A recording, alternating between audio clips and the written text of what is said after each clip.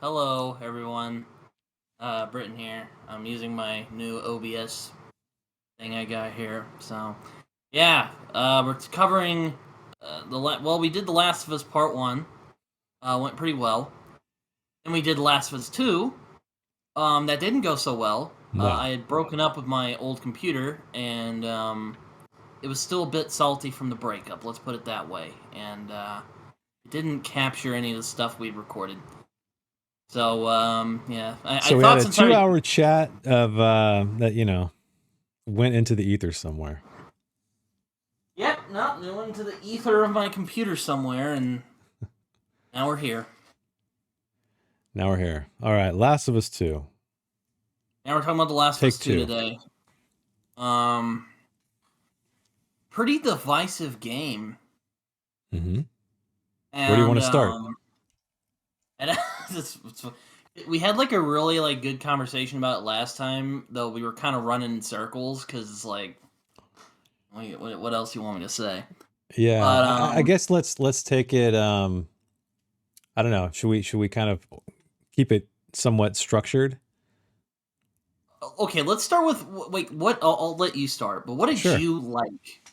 Like, let's talk about what we liked first. Okay, what? Then we talk about the whole experience. Okay, what I liked about it. What I liked about it, visually, of course, it's great visuals. So graphically, I really enjoyed it. I'd say the gameplay overall I enjoyed. However, I felt like the game was a bit too long. I also enjoyed how it ended. I guess the themes of how it ended. And I don't want to say I enjoyed Joel's death, but I think it was I think it was man. I think it was an effective move. So those are my things. Visuals, somewhat gameplay, the ending thematically, Joel's death. That's it. That we can elaborate, but that's the short version. Yeah, Joel's death was pretty tough. So what about you? Why don't you name what you what I liked? What you liked. Gameplay is admittedly a lot better in the first one. I'm glad that they didn't put a really terrible multiplayer in the game. That was nice. But I think they're releasing it, aren't they? Aren't they releasing the multiplayer? Or maybe I'm thinking of the remastered part 1. Maybe they're adding it. I don't remember. Seriously, God, man. Yeah. You know, the multiplayer in the first one is awful. So, let's see what I liked about the second game. Voice acting is great as always. The character stuff is usually really good. Visually it looks nice. Music from, I can't pronounce the guy's name, Gustavo. So we'll just call him Gustavo. Great as always. Though it isn't quite as memorable as the first one though. So probably gonna hear that a lot. I like how they explore the consequences of Joel's choice in the last game without, trying to make like a decision like, oh, did he do the right thing or did he do the wrong thing? It's like, no, it doesn't really matter in this case. It's I like to quote, have you seen Unforgiven? Mm-hmm. There's a line in that movie right at the very end, and he says, deserves got nothing to do with it. It reminded me of that when he just gets fucking brutally murdered by a roided out Laura Bailey. Yeah, it's great. I like the connection between Abby and Joel's arc. I think that's really interesting. Abby and Joel. Yeah, I have, but aside from that, there are some problems I have with it. The structure I don't love. Okay, well, let's talk about structures or problems next then. Okay. Yeah. Well, so that's what I was saying. What were you saying? No. I was just trying to keep it structured so we can talk. You talked about the good stuff, and I guess now we can talk about the bad stuff briefly. Bad stuff. I don't love the structure of the game. Mhm. It would kind of cut between characters, and I'll admit it wasn't as fun playing as Abby as it is playing Ellie, which I know a lot of people have said. Um, For obvious reasons. but yeah. I mean, yeah. Um, let's see. Uh, not not really much else. It's just the structure of the game I didn't like. I also didn't like that um they didn't really set up Abby early before the game like started. 'Cause I remember in our last chat I mentioned I think it could have gone a little better if they had shown like the consequences of what Joel had done. You know that flashback they have at like the middle of the game? Yeah. I wish that was at the beginning of the game. Mm. Is basically kind of my thought. I know some people who might go, "No, it still sucks. Rabble, rabble, rabble." But I don't know. It just, but yeah, that's probably it. Just this is structure of the game. It felt like there was too much going on when not really like it wasn't that complicated, but it felt complicated. If that makes sense. Yeah, I mean, it was really a mirror image story. So it was kind of, we they planted in our heads the idea of, they killed Joel and Mm. they know we're pissed. And Yeah. so because they know we're pissed, they want us to root for Ellie, and they decided to show us, hey, you don't know the whole story, right? You only know one side of this coin. So they were trying to show us the other side of the coin by showing us all of the people that Ellie hunted down and killed, and showing their humanity, that they're real people, that they had relationships, et cetera, et cetera. Obviously, they tried to have us empathize with Abby by going back into the past, and it just didn't work. I mean, it's obvious what they were trying to do, and I can respect from a storytelling standpoint that aspect, because I do really enjoy the theme of the story. Um, Mhm. I loved how it culminated, how these characters were just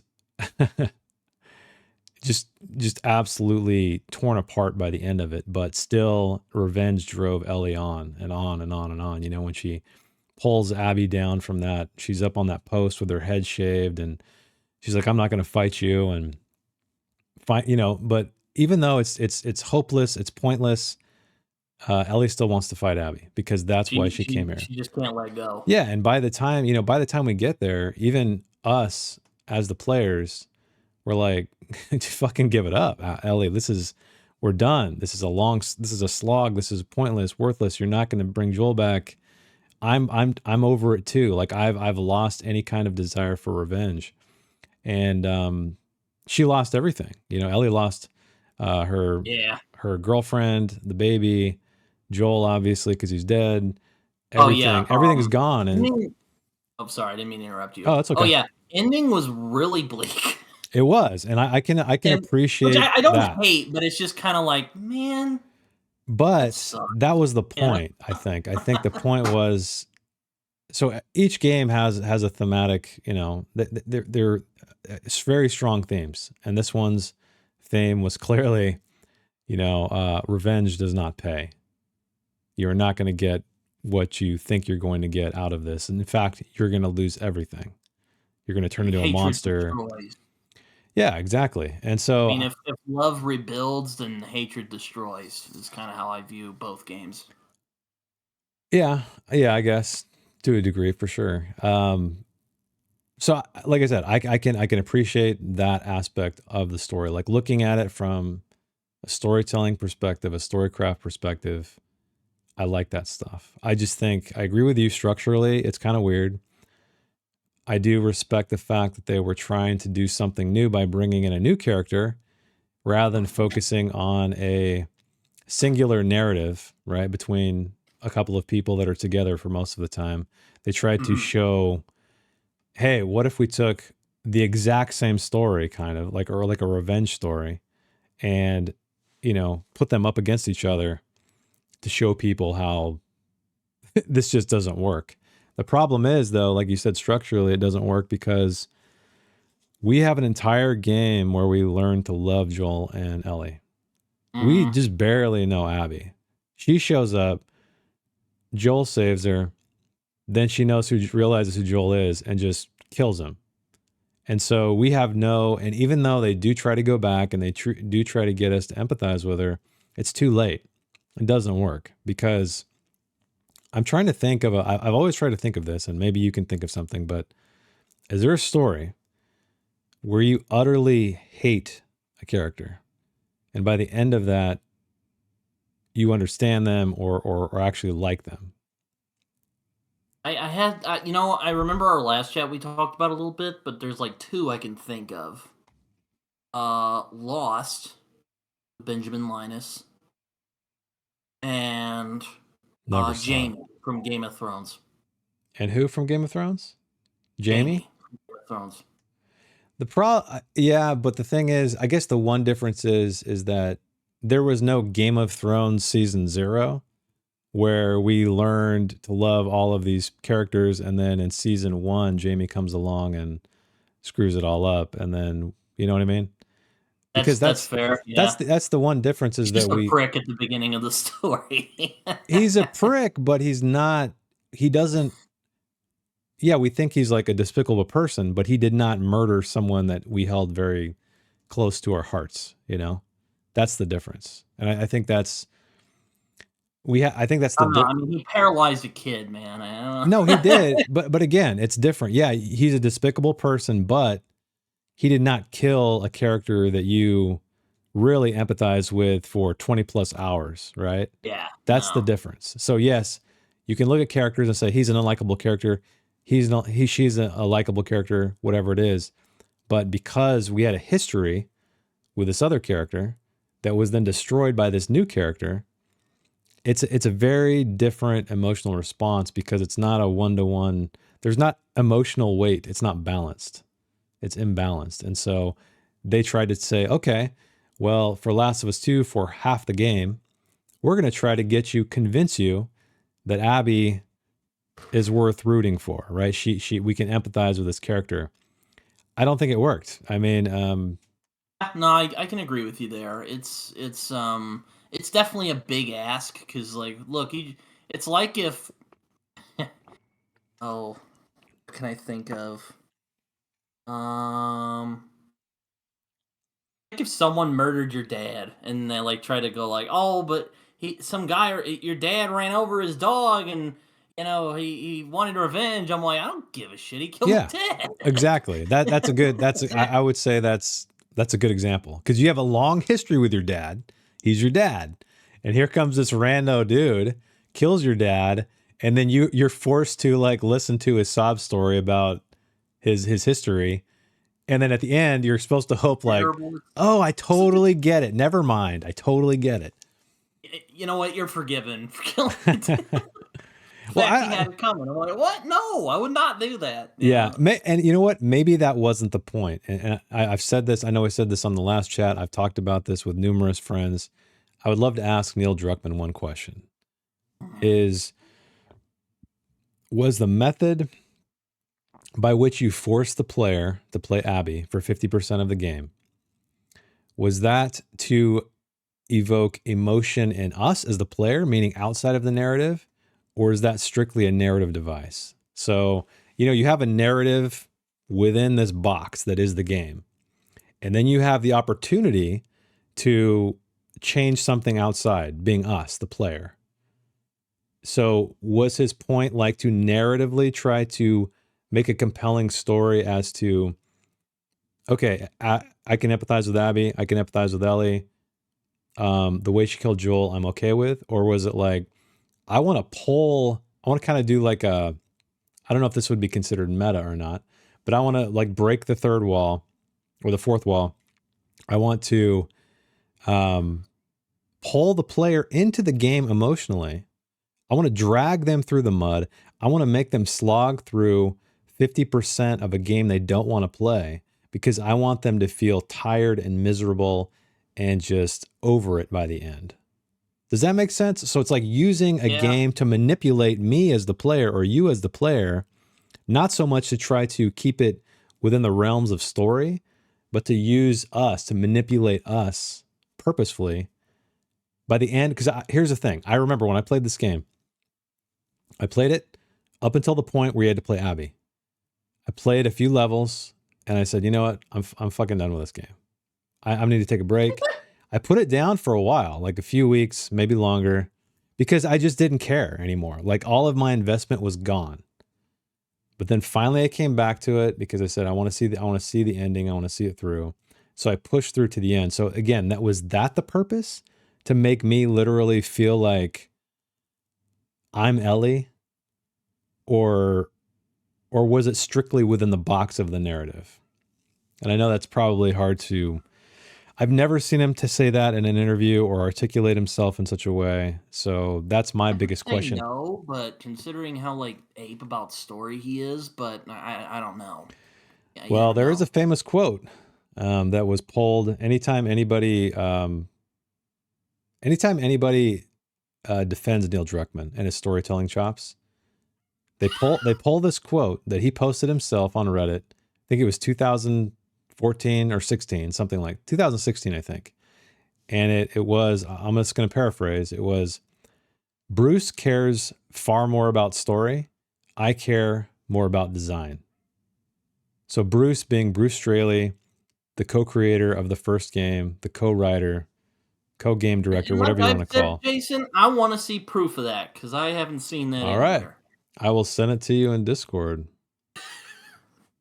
I will find it. If not, if it is true, then I'll just tweet it at Neil Druckmann telling him how he broke my heart. But that's beside the point. Even though he did with this game. Well, again, I think that was always the weird thing for me is Neil Druckmann is credited as the writer, right? But for a writer to say something about story in that regard, meaning like I'm more about the design of the game. Now, I'm not saying Neil Druckmann doesn't care about story. I think he's just more interested in the fusion of the design of the game and how the story relates to that. Whereas Bruce seemed to be, based on his quote, that he was the story guy.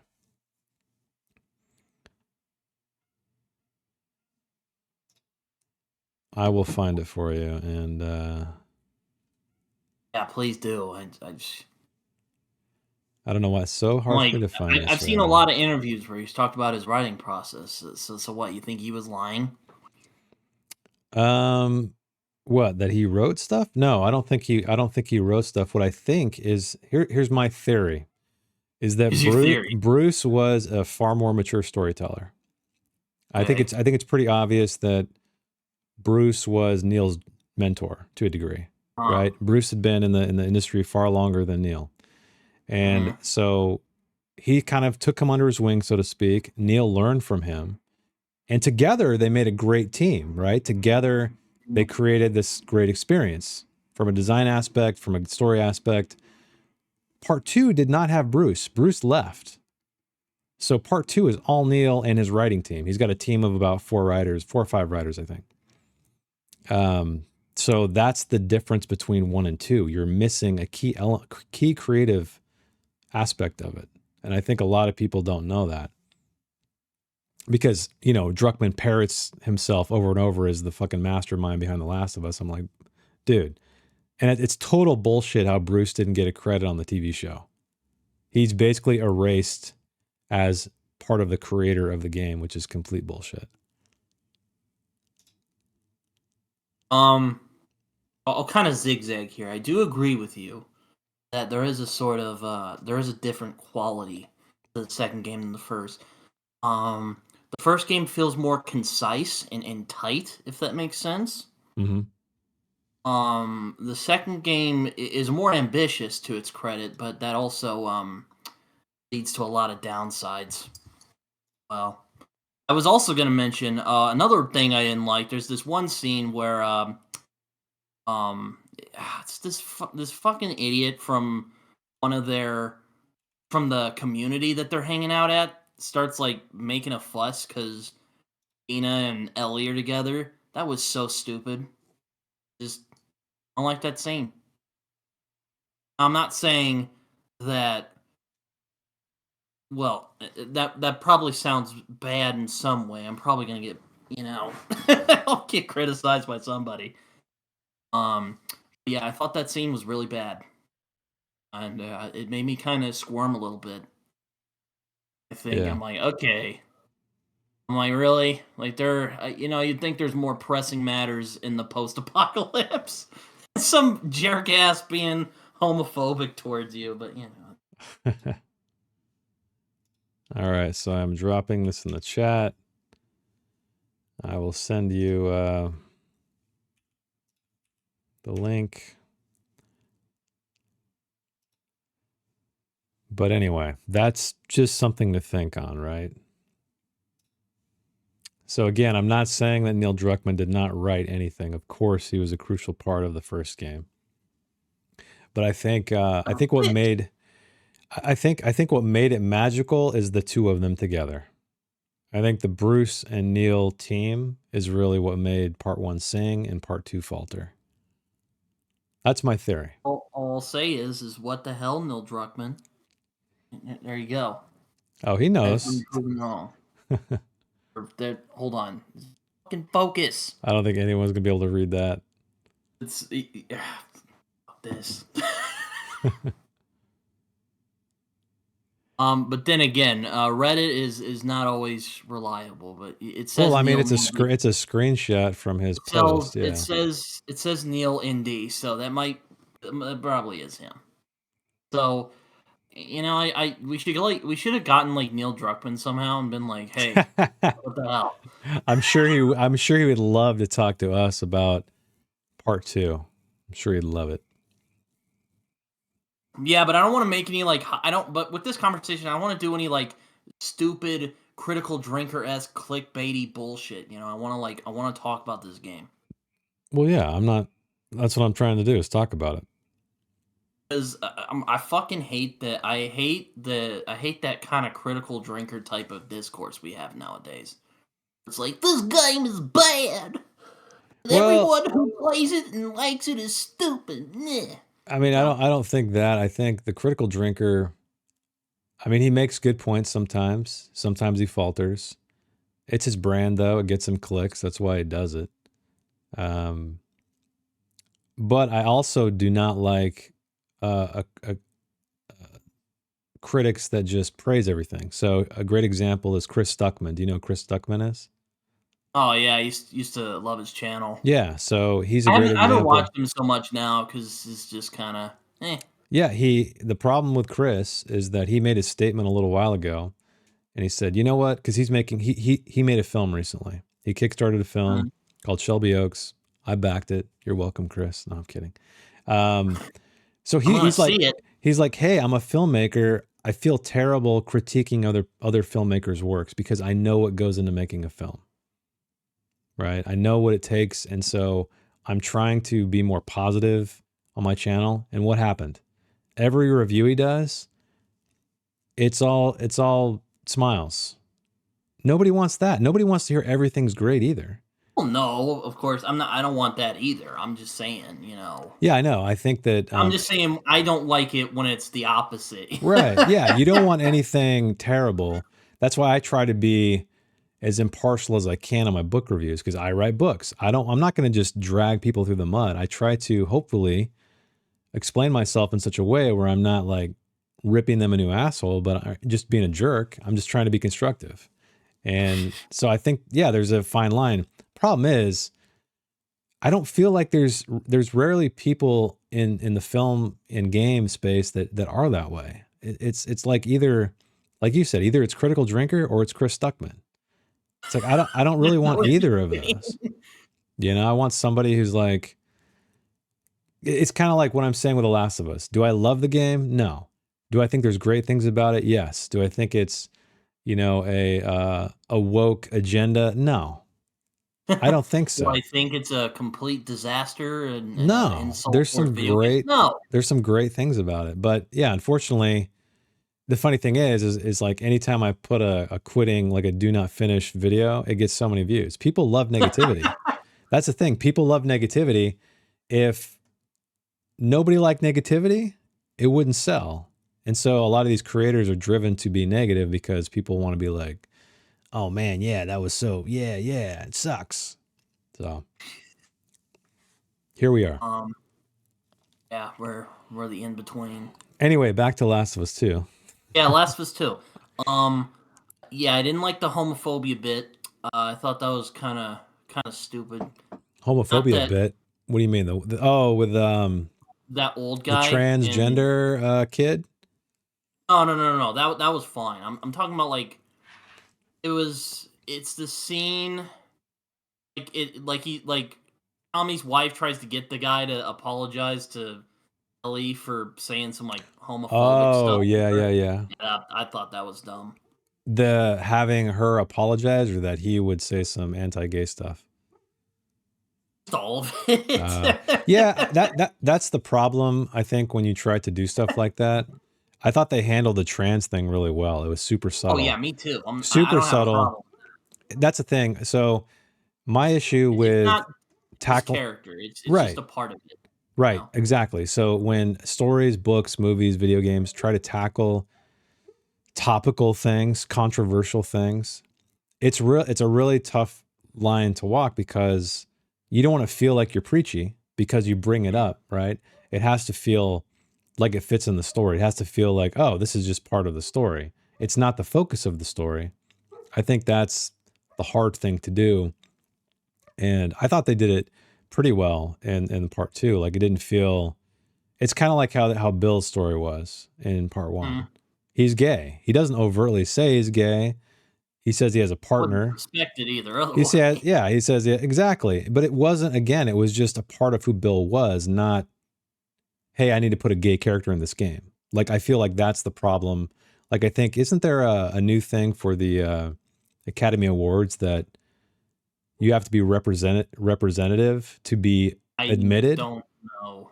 Yeah, I I saw something, somebody was saying something to Martin Scorsese, or not Martin Scorsese, it was, God, Richard Dreyfuss? Yeah, Richard Dreyfuss. So I don't know if it's true or not, but again, that's the problem, is like, you shouldn't do stuff for the point of doing it. It should fit in the story, right? It should be part of the story. It shouldn't just be like, oh well, we got to have representation. We got to put a whatever scene in this. think people overthink when they write characters of color or They do. women. I agree with you, and that's kind of, we were having that That discussion that about that bomb that you dropped and just left on my Discord. The sensitivity readers. oh god, yeah. Yeah. I was just asking. I wasn't trying No, to like you no, know. I know, but it's funny because I was trying to you stir ask a question. You controversy. did that twice. You drop a question in there and then you bail for like a day, and we're like, oh, I see what Britain's game plan is. He's like, I'm just gonna drop this like rancid fart right here and then leave the room while everybody's like, oh my god, who did it? So, but yeah, I think that, I reap the chaos. I'm like yeah, Regina George just standing there with the yeah. But I mean, I think, like, I don't know. It's funny because with representation. So I'm writing a book, like the sequel, the book I'm writing right now. The main character is a black guy. There's a gay guy in it. I didn't like think about it. It just kind of like, when I was brainstorming the characters, it just happened. And I think when it just happens and you don't focus on this person being black or Asian or whatever, or gay or straight, and you just write them like real people, I think that's the best way to go about it. Like, I remember somebody saying, about how do you write women, like from a male character. It's like, I just write an interesting character. Like, it's not I about mean, gender. And I think that's what people, they get so fixated on: gender, ethnicity, et cetera, that, or sexual orientation, that they're like walking on eggshells around it, and it's obvious. Or they're trying to like put attention on it, and it's obvious. So I think with The Last of Us 2, I thought it was done really well. I thought it was done tastefully. It didn't feel mhm. forced. I know a lot of people out there were saying it's woke and da da da, because you got a big buff lady killing Joel, and you got this trans kid in there, and whatever. But I didn't view it that way. I never once Remember thought, I talked to a friend of mine. He's all like, so she like took down Joel he's like this guy who can handle himself, and she just kills him. I'm like, there were like 20 Yeah, other there was a people in group there. of people What there. the fuck are you talking about? Did you play it? Yeah, I there's a group. don't even think he played it. I love the guy, but I was just like, dude, you're tripping. And a friend of mine, speaking of that scene, he hated Joel's death because he thought this is another thing a lot of people think. And they think that people like Joel didn't get the death he deserved. And I'm like, Oh yeah, do we get the death we deserve ever? Probably not. back to Like, Unforgiven. yeah, There's got nothing to do with it. exactly. The whole point of, to me, one of the big thematic ideas of The Last of Us 2 is that no one is safe. It's gritty, it's brutal. The people you love can die. Whereas we're very conditioned with storytelling until George R. R. Martin kind of dropped the bomb on us that our heroes will survive till the end, right? The protagonist will survive till the end. Whereas in this one, yeah, Joel had a shitty, sudden death that was not deserved death, a quote unquote deserved death. But that's the point because. Joel knew it was coming, or he knew something like this might happen. It does stretch my disbelief. Like, how the hell did they find him all the way out there? Like, come on. Yeah, One thing I have with the first game, like, they have this like communication thing around the country. What is this? Well, that I think that was the problem too with it. It's like it was a little too convenient. a lot of times storytelling is convenient. Sometimes you just have to sort of hand wave and kind of look the other way for the sake of the story, and then hopefully people will come along with you on that journey and not just say, oh well, I don't buy that. And you'll lose some people, but some people won't mind. I personally don't read books or watch movies or play games with that in mind. I know a lot of people do. A lot of people are trying. My friend, because I'm super critical about movies and storytelling in general, he's always telling me that you're always looking for the flaws. And I said, I'm not. I promise you, I'm not. I don't. Kind of a little bit. I'm not. I'm not looking for flaws. I watch a movie and then something about the war. Something, and like 70% of it, you were bitching about problems you were having with which one? Oh, the Vor. Well, I wasn't looking for problems. I didn't set out reading that book to say like, man, I can't wait to find something I hate. It wasn't. Okay, fine. I'll give you that. Give you that. It's funny. Somebody even commented on that series and said, "Oh yeah, I could see by the last few episodes of that series, you were kind of getting fed up with the book. But if you watch the first one, I think I was pretty positive.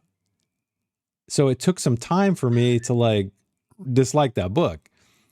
But I know it's a thing. Here's the thing, right? I think because storytelling is really important to me. When something is off, something just like is off key in a movie or whatever it is, a game, it just kind of hits me and it takes me out of the experience. And then I'm like trying to say, okay, well, what the hell happened there? What was that crap? So it's not that I'm looking for it. I think I notice them more than a lot of people because I care about this shit. Most people watch shows, play games, read books for entertainment only, and it's more than that for me. And so I think that's part of it. I think why a lot of people say, wow, you're super critical. It's like, well, because I fucking care. You just don't care about story. I care about it. Like it's a big deal to me. And that's why I end up trying to save a lot of my thoughts to the end. I think that's the difference between you and me. Oh yeah. I would say you seem to like most things that I've seen you review. I mean, I like to wait till the end and go like, okay, what did I like? What did I dislike? How was the experience overall? I kind of judgment from there. For Last of Us Part 2, I'll admit, Jason, I'm not really sure still what to make of this game. I haven't played it in 3 years. God, it's been that long? Really yeah, I know. Wow. I was in college when I was playing it. Taking a summer class. And yeah, no, it was oh boy. It was interesting. I mean, back to what I was saying about this like weird everybody knows everybody in this world type of thing. At least in the first game, like they didn't know where the hell they were going. Like it's like, okay, Like, Tommy just was when he told him about the university, he was just remembering from when he was a Firefly, you know? It wasn't just like, "Oh." So if my point being, it felt more believable, you know? In this, I'm like, "What the fuck? How are they finding each other?" Yeah, see, I don't They just again, leave a, "Hey, we're in we're in Seattle, Washington, we're right, but that's laying that around, we're killing Joel." and that's the stuff that I don't really look for or I don't notice. To me, I don't really care a whole to me it's less about the logic of spatial awareness That takes me and out of the game, stuff. though, a little bit. It Might be can nitpicky, right. though. And so that's the thing is that like you're looking for logical consistency within stuff like that. I'm sure I do it sometimes. It's usually more on the micro level, like the scene level or like a Uh, character arc level than it is about how would this person know that person. I think because when I play games and read books, I'm in the story. I'm not out here. I'm down here. And so because of that, I'm not seeing like, wait a minute, how come Tommy knew this? To me, that's like out here storytelling. It's not in here where it's like about the character and their motivations and the decisions they're making and how they're getting from here to here and doing this and that. So I think that's the difference is that I get super invested in the micro of storytelling, not so much the macro. That's probably why I have a really hard time outlining. yeah, no, it's I struggle with the micro, admittedly. So You mean the macro, like the bigger stuff? yeah, no, I mean, it's like I'm usually a character and story guy, so that's kind of where my focus goes into when it comes to when I write. But you know, back to Last of Us Part Two. I'll admit that is a slight nitpick about the believability of how they found everybody. Um, I think it's like you have to acknowledge a little bit like what they just left a sash saying, "Hey, we're in Seattle. You can come kill us if you want." Come on, Yeah. you didn't think that a little bit? It's been a long time since I played the game, so I don't remember. Again, like I said, I don't look at the macro, the bigger details. It's more like how do I feel about Joel killing Abby? How do I feel about Ellie going after Abby? How do I feel about the You mean decisions? Abby killing Joel? Yeah, yeah. How do I feel about the decisions they made along the way? Right? It's not so much, well, how did I they get also like there? to. It didn't hit I get me. another difference. I think between you and me, I like to think about what the story is trying to say. Oh, I know you do. Much as much as like you were like, I don't give a shit what the what this story's trying to say. No, You I know, wouldn't say no, that. I would well, say that actually, let me back up. That's not true. That's a bit fallacious on my part. Um, or facetious, the right term. Anyway, that's not right. I will say that I just lost my point. I just forgot what I was well, gonna I'll say. give you an example of why I know that is important to you. When we were reading the Vor, like, dude, a handful of chapters in, you were hypothesizing about the thematic elements. You kept Hmm. saying it's transcendence, it's trifling with powers that are beyond your control. I'm like, dude, we're like 5 chapters in. That's the last place my mind is. So that's I don't think about theme until the end because that's when it should hit you, not at the beginning. And I don't care about it until I get to the end. I'm not like, what's the theme here? It's like, no, at the end, you feel the theme. At least that's how I view experiencing works, right? Yeah, yeah, that's So like fair. you said though, you because I know you were trying to figure that out, it's important to you, or at least you can't control yourself in trying to locate what that identify what that is. And that's I fine. We all read and play games for Last different of Us reasons. 2, like I think it was I think it was bold trying to do what it was doing, but I don't know if it succeeded. If I like ranked it, it would be like a light 7 out of 10. Or, Yeah, I think I gave it when I reviewed it on my channel. I think I gave it like a 6 yeah, because again that's about right. there were definitely things I think that worked. There were things I respect about it, but yeah, I don't think it. And at the end, I don't think it worked. I think it had some big problems. Yeah.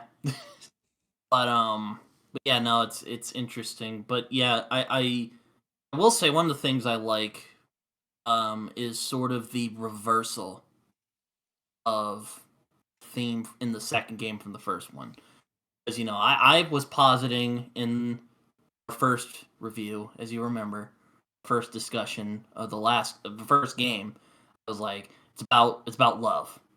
It's I don't want to say it's a love story because that sounds really bad, but it's about it's about love being a powerful thing and how it can rebuild. It can make you act in really interesting ways. I think is a good way to describe it.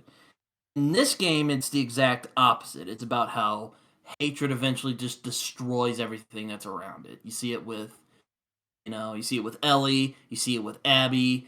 Abby decides I'm gonna go kill Joel, and her friends are even like, "This is a stupid fucking idea. We're fighting a war right now. You want to get more people to try and kill us? What happens? And all of her friends die. She gets captured and tortured, and a lot of people were like, "Oh, she got away scot free." Really, like She got a like haircut. her. That's true. She did get a haircut. She lost all that buff. Yeah. I thought that was. Yeah, I think you brought up a good point where her friends were against her. So it's almost like I mean, you can go a level down. Yeah, you can say love this, hate part 2 in the general terms, but I think there's even more granular stuff where so in the first game, Joel he kills everybody to save Ellie. And we're Mm-hmm. like we're kind of behind the scenes in a way, like what do you know, or at least the logical part of our brain is not the emotional part. We're kind of like Abby's friends saying, you could save the world. What the hell are you doing? Why are you doing this? But instead, Joel chooses the emotional route, exactly what Abby does. She doesn't choose a Mm-hmm. logical route, being like, hey, let it go. We're fighting a war here. We don't need more people on us. She chooses the emotional route as well, which then in Mm-hmm. turn fucks her over and everybody else. All of them die. So it's very similar in that regard where, your emotions are driving. Basically, don't be an emotional person is the moral of the story. Oh no. Well, But we're emotional. We're an that's emotional true. species by nature. So it's like you Um. can say that all you want. That's why I always get pissed off when people say, like when people argue with hypotheticals, because I'm Uh. like, it's meaningless. It doesn't matter because I can say, yeah, logically I would do this, but I guarantee you, when it comes down to it, in reality, when you're doing this hypothetical, you probably want to act that way. It's like those experiments of Jason, social. What? if your daughter was in Ellie's Oh position, would God. would you do would you do the same thing that Joel did? Oh God. Probably. Yes, I was about to I say think yes. You would. everybody That's what a everybody good dad would. does. But Damn it. my point is, you've seen the social experiments where they ask people, hey, if somebody was, robbing a girl on the street, would you help them? Oh yeah, of course, man, I would totally do that. And then they set these things up, and nobody does anything. That's my problem with hypotheticals. You can logically keep your, you can say, oh yeah, logically I would do this. It's like it doesn't fucking matter because that is probably not what you would really do. That's the whole Mm. point. That's why I hate hypotheticals. um, I like the circular kind of arc or the mirror arc Yeah, the mirror. Abby has with Joel because I've noted this Mm, before. I would say it's more of a mirror for with Ellie. I would see they're hitting each other. Oh, yeah. Well, explain. I'd like to hear what you got to say. So Abby goes and gets revenge for her father. Ellie's Uh, getting revenge for Joel. They're both her getting father they're figure. they're both getting revenge for a father figure. The chronology's off. So Abby's father dies way earlier, And funny enough, he's not even a white dude in the first game. They had to switch that around. But and then in the part 2, Ellie is the one. They're doing the same thing. It's just different timelines. That's why I think it's a mirror. It's not so much Joel is a mirror to Abby as it is. I think Ellie there are mirrors there, though. Yeah, I mean, you can definitely find similarities between Joel and Abby, but you have to admit that The Last of Us Part 2 is the whole point of that game is Ellie and Abby, not Joel. Joel is like a catalyst. He's not part of the main story. The story is it's like the comedian's murder. yeah, exactly. That's all it is. So that's why I like to take Joel's story was in the first game. That was his story.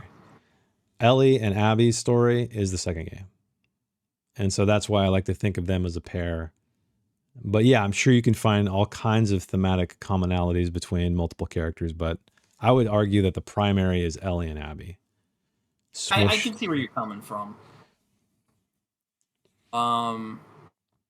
It's just that macro part of my brain is working again. I don't know. I know. See, you're up in the orbit all the time, man. You're up here. Maybe that was why I was so thrown off by. Maybe that was why I was so thrown off with your book when I read it. Could be. Because I was like, "What the fuck is this?" Yeah. I was like, "What the fuck?" Could be. Maybe, I don't know, but I'll link that down below. We had a discussion about his book. It was a lot of fun. Yeah, and still nobody has claimed the free copies. Nobody has done that. I know. I'm like, They don't read your comment. They don't read your comments, man. I guess they don't read because you pinned it. Harassing. I was even harassing people. I was like, dude, go, like, he'll give you free books. Nobody commented. I guess you because you hated it. You hated my book. You brought the author. You brought the author of the book on, and you trashed it, and now nobody wants to read. I'm just kidding. I'm just kidding. I was about to say I didn't hate it. I know. I'm just kidding. But but yeah, back to Last of Us Part 2. But yeah, no, it's interesting because they both lost something they really cared about, and they find a sort of redemption with the little child companion. You know? You mean what's his name? I can't remember. It's a Russian name. It's like Lev or something. Oh, Lev. Yeah, that's right. Lev. Yeah. I felt like that storyline to me was probably one of the weakest. It was fine, but it was like it wasn't compelling. Like I wasn't invested in that storyline. The other part of the game that was really just came out of nowhere toward the end. There's all these other factions, and you're just like, eh. I know. Like it just it's Fallout. You're like, what the fuck? Right. I don't know. Boring. I don't need this. You know, it was just too. That's another complaint I have is the game was too long. The game was, unless again, that was Neil Druckmann's point. Like, hey, I want to force these people to play this game so they feel just like Ellie. But I'm we'll never know. Skeptical of this, but maybe. Yeah, we'll never know. What's that? Oh God. Neil Druckmann's too busy counting his money to give us the time of day. What? Oh God. What is that guy's name? Which guy? In Westworld. The leader for Abby's people is the damn it, guy's name. It's like Jeffrey something. The leader? Not her boyfriend, right? Not her man? Not that guy? Oh, no. That guy was a tool, though. I'm just like, bruh, really? Like, you're getting, like, side piece ass while your girl's, like, pregnant? Like, that, like, come on, dude. Well, I'll just put it this way. I wasn't too sad when he died. I don't think I was really sad when anybody died in that game, except Joel. He was, like, the only one I was like, oh, man. Everybody else, I'm like, you had it coming to you. My bruh. I'm like, dude, you know, again, I find people who cheat on other people, that is not cool. So there's my message for the day.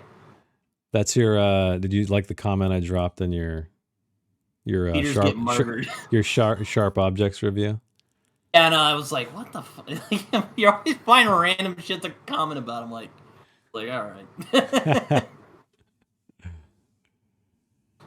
Yeah, so I don't know. I mean, I'm trying to think of really if there's anything else to dissect with this game, and I don't know that there is. I think that well, let's talk about the ending. So I know I talked about it. You said it's crazy bleak. Did you like it? Did you not like it? How do you feel about it? I like it. I think it's appropriate for the game because it's like, hatred destroys everything, and if we didn't know already from Old Boy, revenge is pretty whack. Is basically what the game's trying to say. Like, oh, okay, yeah, I didn't know that already. But yeah. Yeah, the themes in the game are very simple. I think simple themes are kind of where you want to go anyway, because it's kind of like when you're thinking of like character flaws or traumas, and you're like, oh man, everyone's lost a kid, everyone's been divorced, everyone's had their family die. It's like, but they work for a reason. So all these people try to get overly creative with things, including theme. Sometimes it's better to keep it simple, and I think that's why it works so well. Well, or not, depending on who you ask. But I like the ending. I thought it was, like you said, I it know you was like bleak it endings. it served the story. That's what your thing should do. They should serve the story. They should not serve the audience. They should not serve the author. They should serve the story. And I felt like that ending served the story. I'd agree with you. Still bleak as all hell, though. Maybe you could say it's bittersweet because Ellie kind of finds peace with Joel's death a little bit. I mean, there was that really nice shot, or that little flashback at the end, the conversation between that fucking tore my heart out. her and Ellie, or him and Ellie, but I don't know if she really.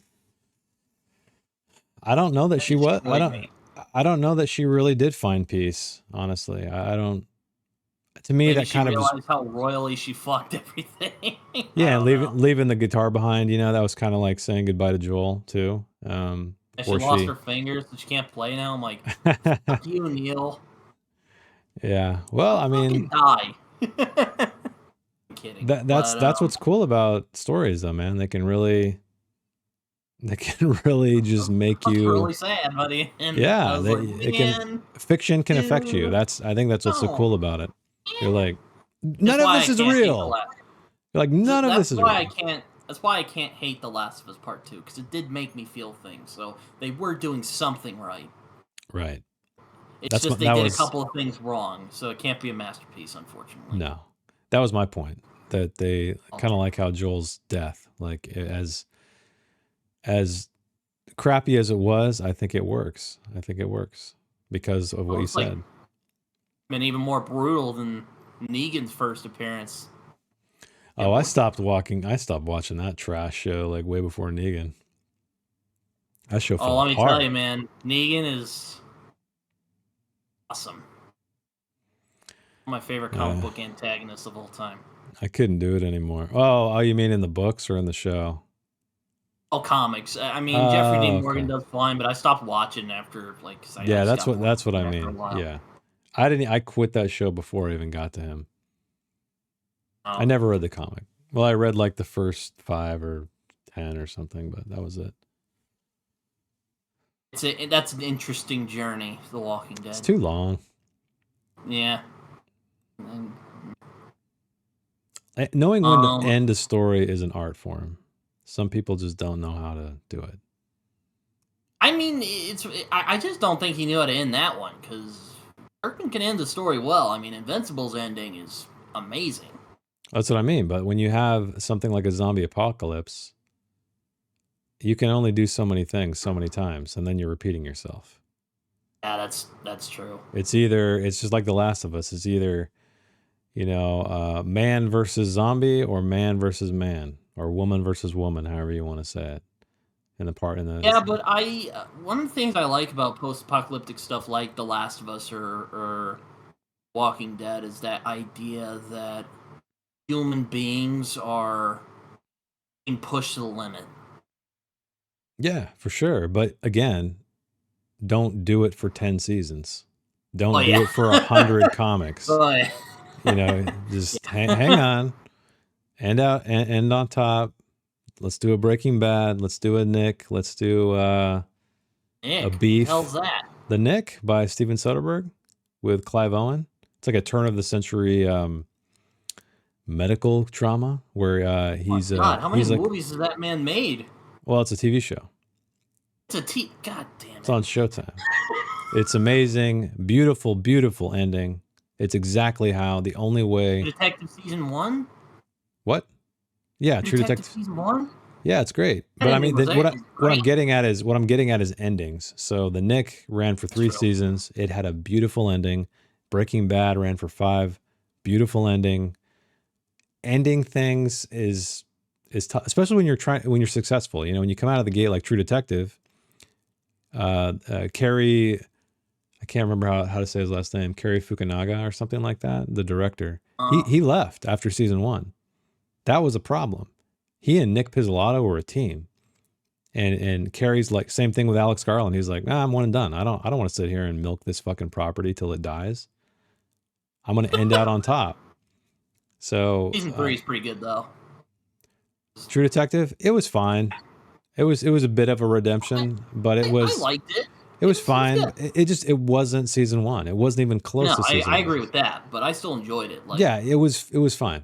I'll leave it at that. It was fine. It was trying to rediscover the magic or rekindle the magic of the first one with that relationship. It was like trying to be a carbon copy of it, and just kind of, I don't know. It didn't really work. That's that's another conversation for another time. TV shows coming, or it's out now. I didn't see it, but I've seen like clips, and I've heard the one-off episodes are better than the actual like. For what? What are you talking about? I'm talking about the Last of Us TV show. I know you made a video where you were just like, eh. Yeah. I heard the one-off episodes, like the one with Bill. Like I heard that was a really good one. And it was decent. It was a little heavy-handed. It was a little melodramatic. It was a little bit like, oh, I see what you're doing here, but it was fine.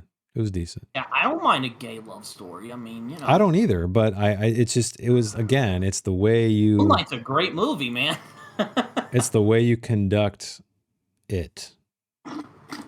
You know, it's like. Oh yes, I also like. I think Neil Druckmann's very good at like capturing these little character moments. You know, like one of the most iconic scenes from the first game is the one where Joel and Ellie are talking about. It's when she runs off and he's like, and she mentions like these are what girls used to think about back in before, and it's very beautiful scene. One of my favorites, in fact. And that carries over into this game. There's some great like little character moments, but it's like the macro story that's kind of,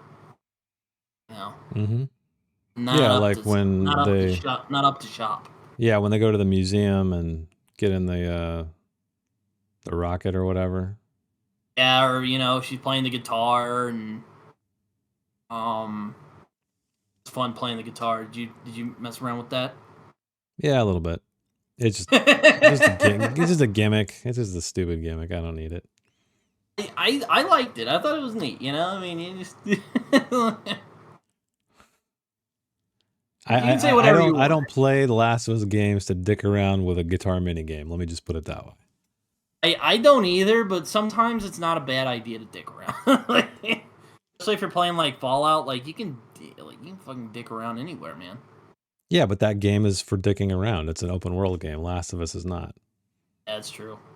Imagine if Last of Us was an open world game. Oh god. Oh my god. No. It wouldn't work. It wouldn't work. I agree.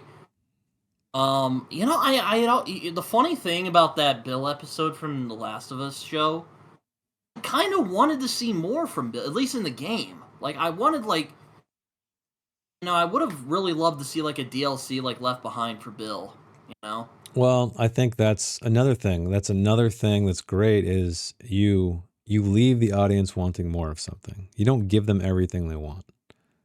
And I think that's what they did with Bill. I think it was great. Like, you just got enough to where you're like, man, I'd really like to know this guy's story. I'd like to know more about him. That's what they explored in the show, which, for better or worse, it is what it is. But there's something more powerful about your own imagination running wild. Like in the game when Bill finds his partner and he's hanged himself, and you're like, oh shit. And it just kind of, you start running these storylines through your head. Like, well, what was the relationship like? What was her day-to-day like? Who was this guy like? He's dead. I don't even know. They gave all that to you in the show.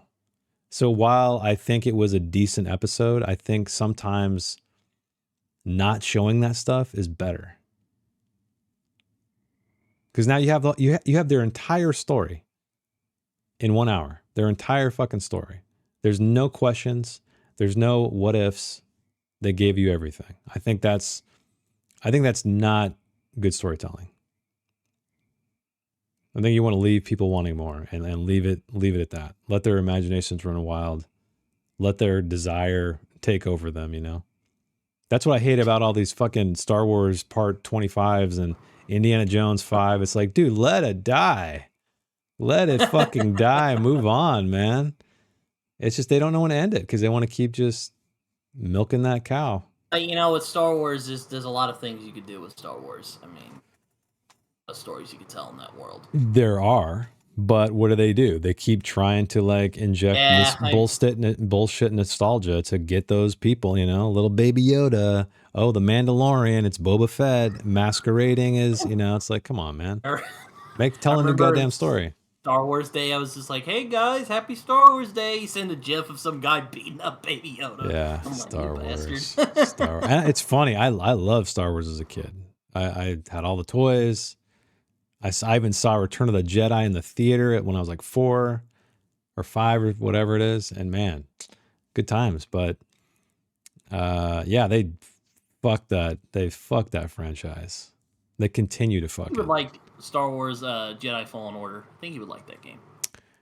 Maybe. I don't know. I don't care about that's the thing, is like my friend, he's the same way. He's like a huge Indiana Jones fan. He's a huge Star Wars fan. He will watch all of the bullshit they shovel out, right? He'll eat all the shit they feed him. And I think that's the danger with being in love with a franchise and a universe, is that you're blinded by reality. Like, this stuff is not good. Stop. They need to stop this. They need to just end it, move on, create new properties, or like you said, tell new stories in that same universe without using nostalgia as a crutch. But that's all they do. That's all they ever do in that stuff. That's my kind of complaint with Star, which is why I liked Andor, because they were telling a different story. Yeah, I tried that show. I got 3 episodes in. I'm like, I don't give a shit about anybody or anything, so I'm done. So I thought it was probably the best effort that they did, but it still was subpar. Like, it looked great. The lead sucked. Terrible lead. Yeah, I don't know. It just didn't work for me, so I stopped. I'm like, man, after 3 hours of my life, you can't. Last of Us. Speaking of, I wonder how they'll do it in the show. Dude, it's gonna be garbage. I'll tell you right now, it's gonna be trash. You're just like, fuck this. It's gonna be trash, dude. I'll tell you right now. Like, that show was not good. Period. Hard stop. It didn't look that bad. Like, come on. Well, you haven't seen it.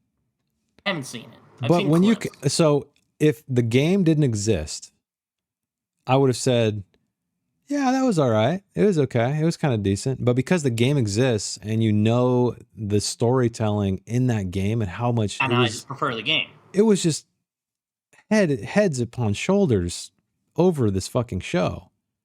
And that's my problem with it. It's like, either do something different. That's why I was saying in my video, I said, do something like Annihilation, do something like Under the Skin, where the property is inspired by, but take it a different direction. Take a hard right. Do something slightly different. They didn't do that, except pull the fucking camera way back and talk about all these worldwide It's like, nobody fucking cares. That's why I think this part 2 is going to blow, because they're going to do the same fucking thing. They're going to talk about stories all around the world. They're not going to have enough time to develop Abby. They're not going to have enough time to develop any of that shit. So, yeah, it's going to be trash. Guaranteed. But everyone's going to eat it up. They're going to say, oh, it's the best thing ever. Yeah, I didn't see it because... Why haven't you watched it? You're going to like it, probably. Dude, there's a whole game I could play, and I'm like, wow, I could play The Last of Us, like, dozens of times. I've played it dozens of times. Last of Us 2, I've only played once. I don't know if I want to play it again.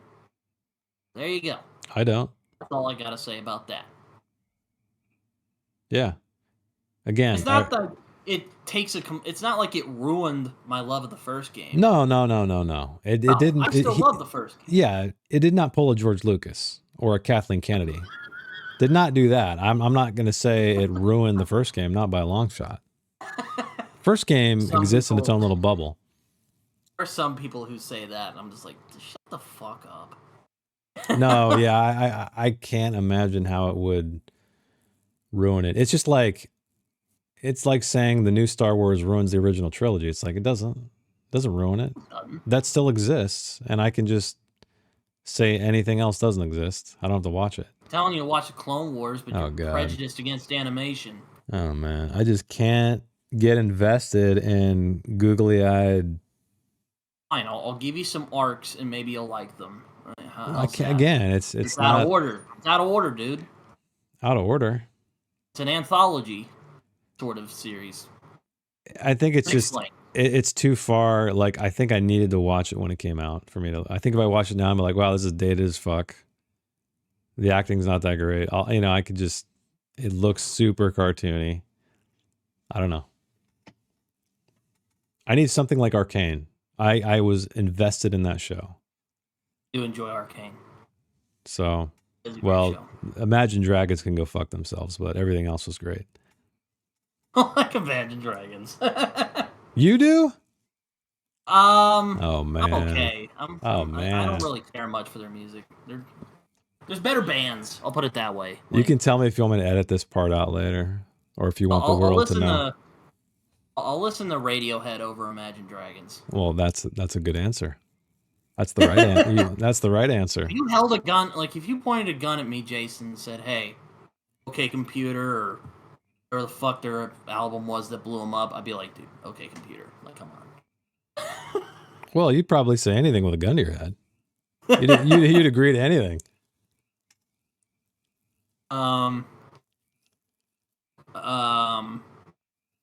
Gustavo's music was pretty good. Gustavo's amazing as always, but I agree with what you said, how it wasn't as iconic, which is hard, right? Like, it has this theme, he expanded upon the theme, the core melody, but it wasn't, I don't think it brought anything new. And plus, like, there's such, like, a difference. Like, there was, like, a documentary I watched of the first Last of Us game, and it was, like, you could just tell all the love and the effort that they put. You don't see any of that shit for The Last of Us Part 2. I'm like, what? I honestly think Neil Druckmann turned into an egomaniac. I think he lost his humility, and I think that it really shows in interviews. You can tell that he's just fucking full of himself. He'd probably marry himself if he could.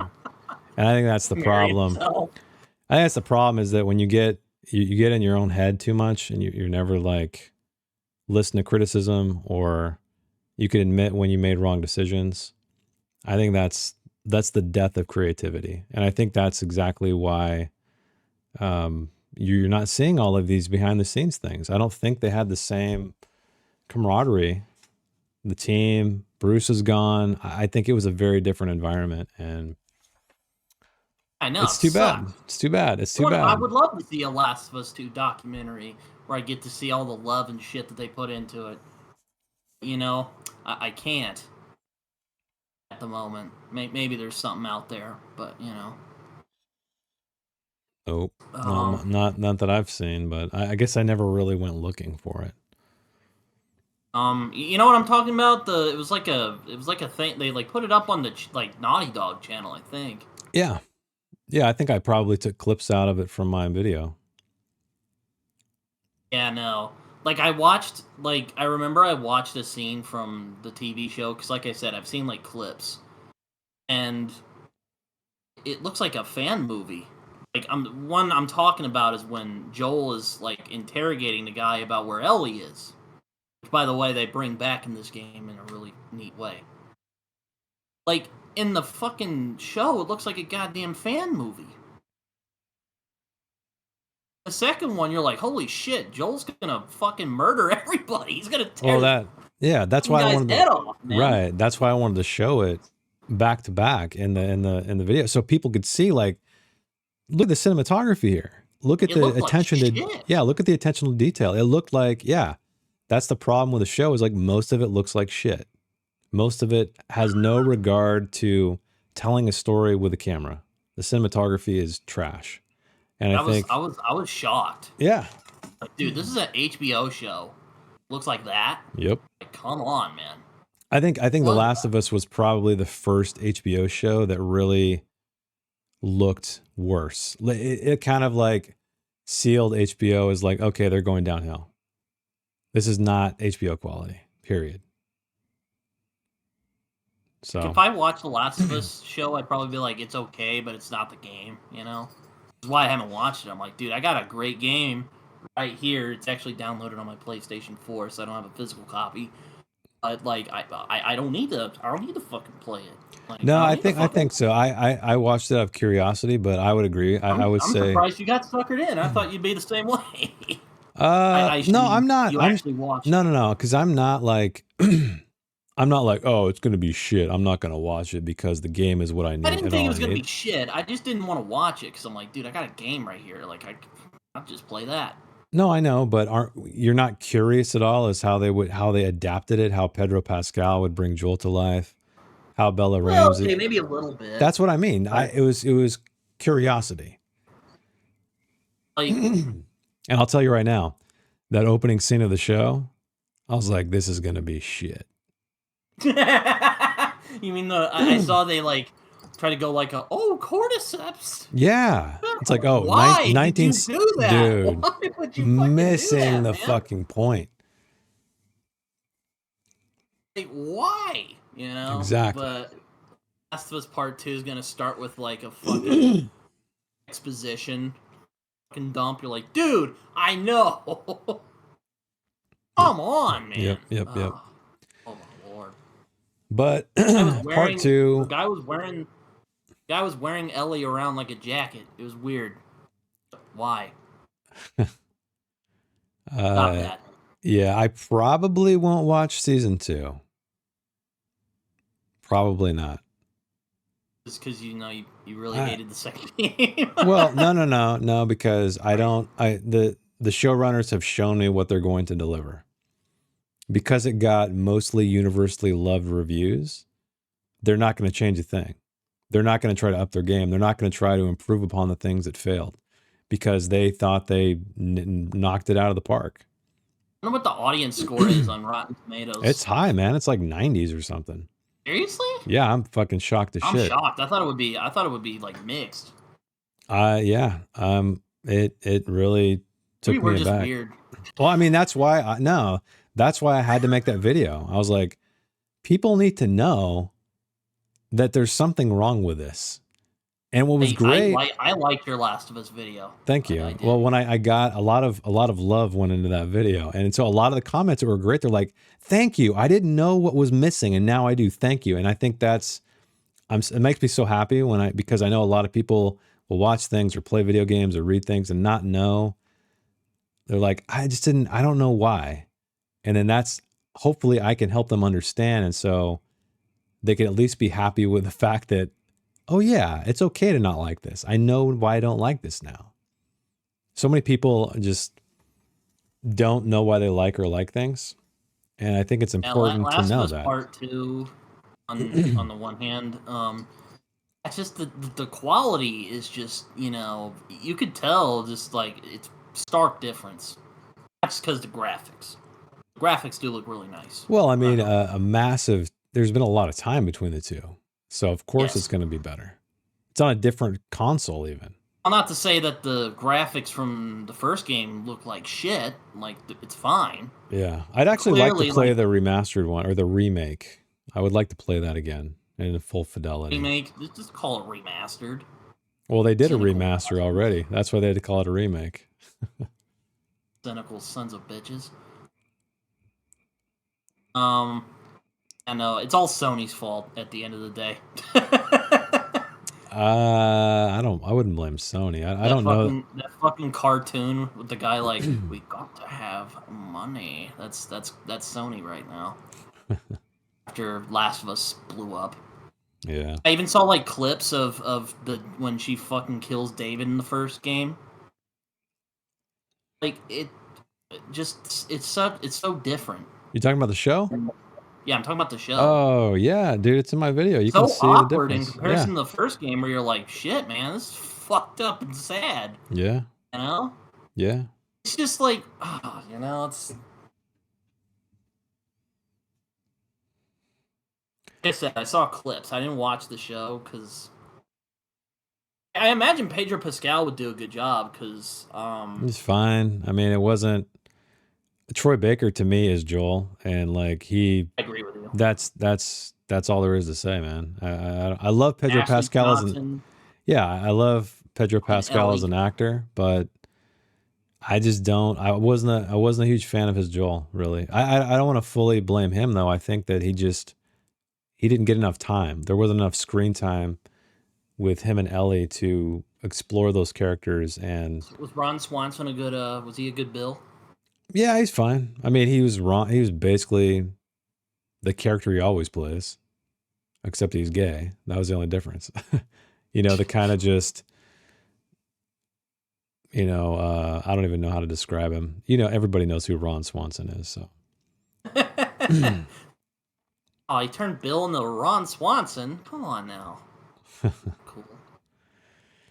Oh, but it's just like I feel heartbroken, man, about The Last of Us Part 2. And I don't even know why. It's like I'm not heartbroken. after I played it, it felt like my dog died or something like that. You might snicker at that, but I didn't feel like that because I think that's the danger of getting too attached to franchises.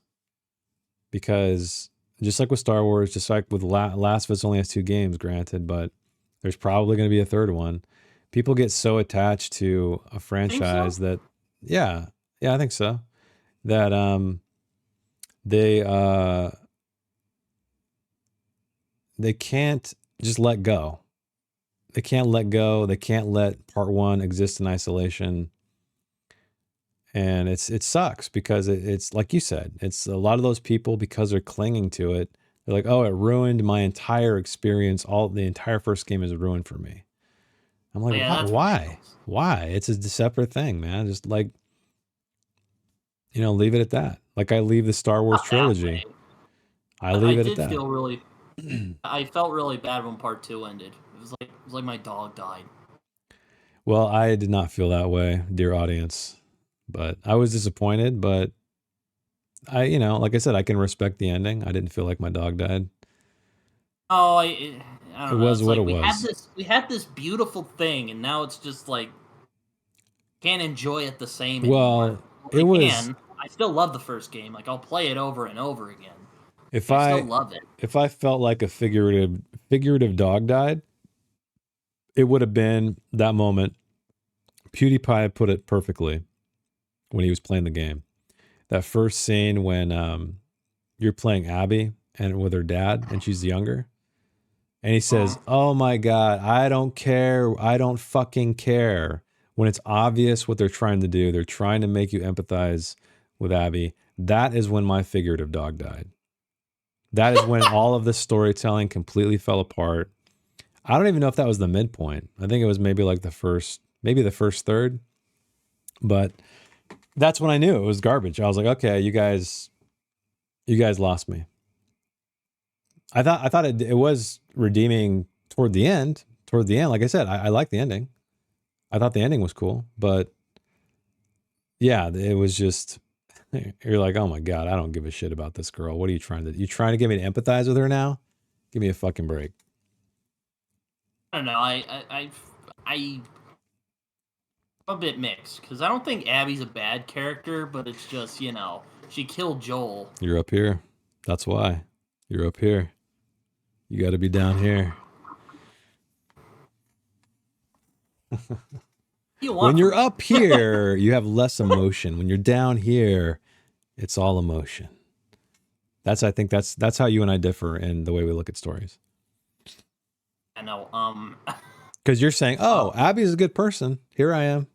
No, I'm not down saying here. She's a good person. Abby killed my beloved Joel. God damn it. Now they're trying to get me to empathize with her by showing her as a child. I'm not saying she's a great person. I mean, I don't know if you can be in that world and be good, but well, Tommy tries. No, I get it, but again, that's all I'm saying. You're top level out here. That's a top level comment. I'm down here, and so I think that's how we differ.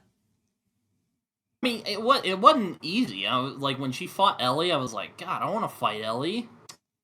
I didn't like that part of the game too. That's one. No, I thought that was good. I liked it because it was exactly. It's like she's come so far, right? Ellie's come so far, but she's like, I don't want to fucking do this. I'm bleeding out. I'm gonna die. I got knifed in the gut or whatever happened, and she's like, no, you're gonna fight me. We're gonna do this because I came all this fucking way. God damn it. And I think that's what was so great about it, is that you're just like, oh my God, don't you know? I should also mention, I also like when she doesn't, it's not like a clean thing. Like, some of the people die before she can get revenge, and when she does take revenge, it's like a really traumatizing, fucked up thing. I'm like, yeah, fucking got him.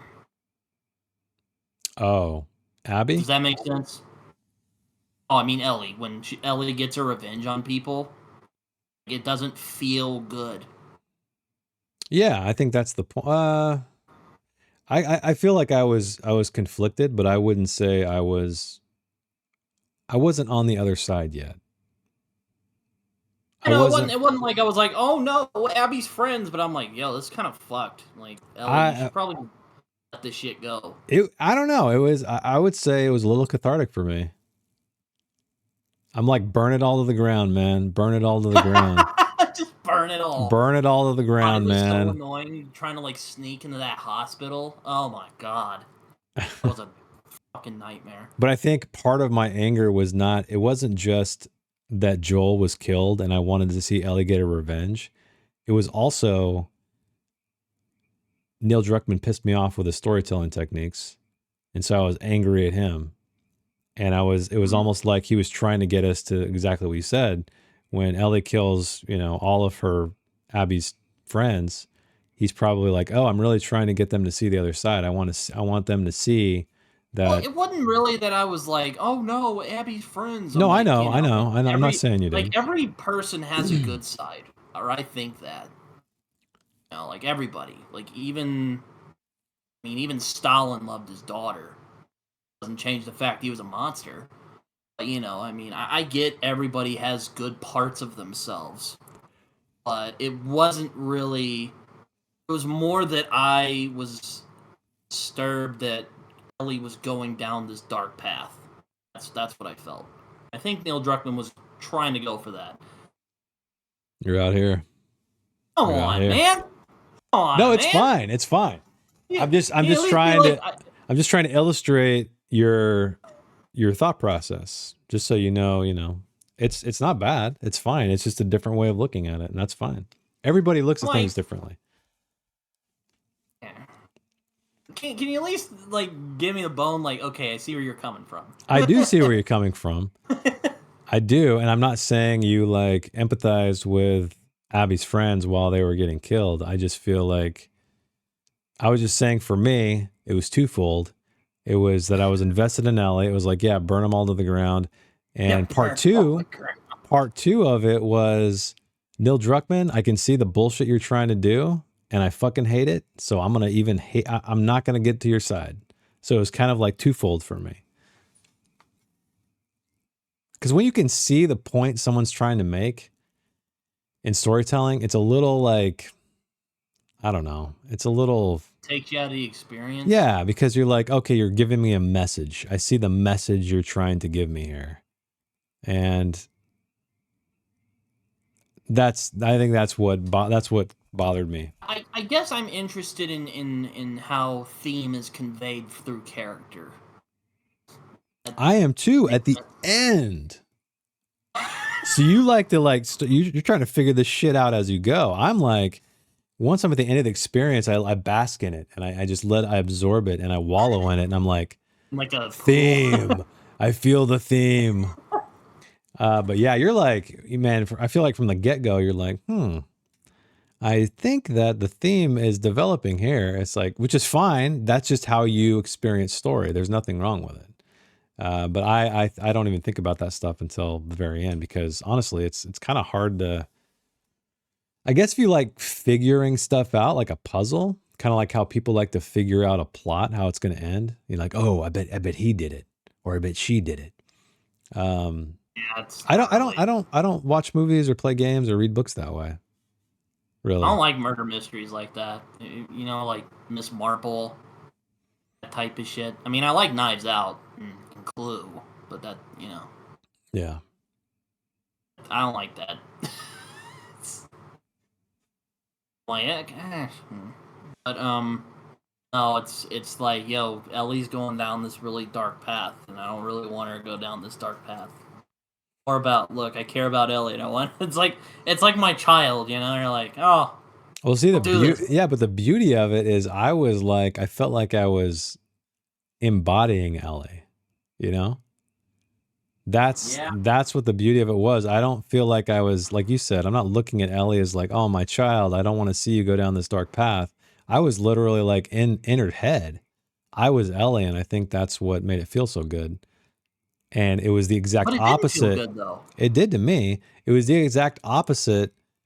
The only time when I felt like, oh my God, okay, I've been dragged through the mud enough, was the very end with Abby. But all the other ones, like the first time, I was like, fuck yeah, you know, like, and that's the exact opposite, I think, emotional response that Neil Druckmann wanted to evoke. I think he wanted to start chipping away at the you know, Abby's wrong, and more like it's less about who's right and who's wrong, and it's more about a difference of perspectives. You know, it's more. It's all about perspective. It is, and that's why I love about I'll plug Adam Skelter here, his book Story by Numbers.